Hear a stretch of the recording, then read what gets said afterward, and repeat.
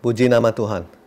Ada begitu banyak orang yang tidak tahu bahwa dia ada di bawah seorang pemimpin dan dia harus mendengarkan pemimpin tersebut. Kita lihat firman Tuhan di Amsal pasal 8 ayat 33. Dikatakan demikian. Dengarkanlah didikan, maka kamu menjadi bijak. Janganlah mengabaikannya. Haleluya. Bapak dan Ibu, cara kita untuk diberkati salah satunya adalah dengan kita mendengarkan pemimpin kita. Dengan cara kita menaati apa yang dia perintahkan, dia katakan, atau yang dia nasihati kepada kita. Saya percaya bahwa setiap dari kita, entah itu di dalam pelayanan di gereja, pelayanan di ministry, di organisasi, bahkan bekerja di perusahaan, atau dalam hal yang lainnya, pastinya ada kita pernah dipimpin oleh seseorang. Tuhan menempatkan pemimpin tersebut untuk mendidik kita, untuk mengajar kita.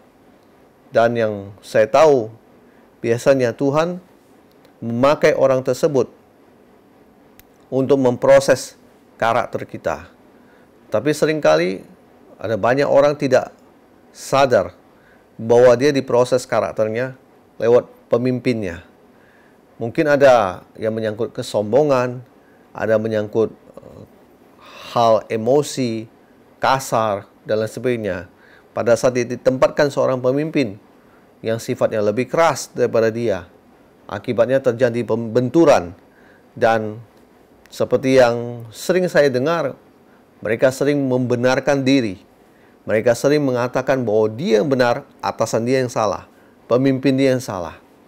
Bapak dan Ibu, kita sebagai orang Kristen yang tahu firman Tuhan, kita sudah mendengar tadi di Amsal 8 ayat 33 dikatakan bahwa kita harus mendengarkan didikan. Dengan kita mendengarkan didikan, maka kita menjadi bijak. Bukan berarti kita melawan.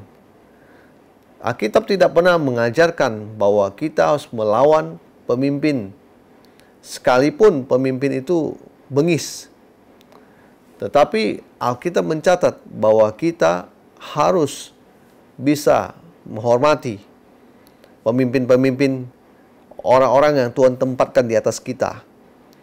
Saya percaya bahwa ketika kita dalam menjalani kehidupan pekerjaan dengan pemimpin kita, siapapun orang tersebut, mari kita belajar untuk kita taat pada setiap peraturan dan ketentuan yang dia berikan. Mari kita jangan berontak. Seperti yang sering saya lihat, orang berontak, pengurus berontak dan pindah ke gereja yang lain, pindah lagi ke gereja yang lain. Setiap gereja dia mengalami benturan. Akibatnya banyak gereja mengenal dia, mengenalnya sebagai orang yang pernah jadi pengurus dan pindah. Karena orang tersebut di mana-mana membuat masalah. Di mana-mana nggak cocok dengan pemimpin. Dan saya mau bilang, kalau ini adalah yang Anda lakukan, Bapak dan Ibu, Anda hanya membuat diri Anda menjadi seorang pemberontak dan membuat list sakit hati Anda ada di berbagai gereja. Haleluya. Yang saya tahu begini, Bapak dan Ibu, Tuhan mau mengubah karaktermu yang keras, yang tidak mau dipimpin oleh orang. Semakin Anda sadar dan merendahkan hati, semakin hidupmu akan lebih baik. Sebaliknya, semakin Anda memberontak, semakin Anda akan hancur. Jadi, Anda bukan berurusan sama dengan pemimpin dan manusia itu, tapi Anda sebenarnya berurusan dengan Tuhan yang sedang membuat skenario cerita itu ke dalam hidup Anda.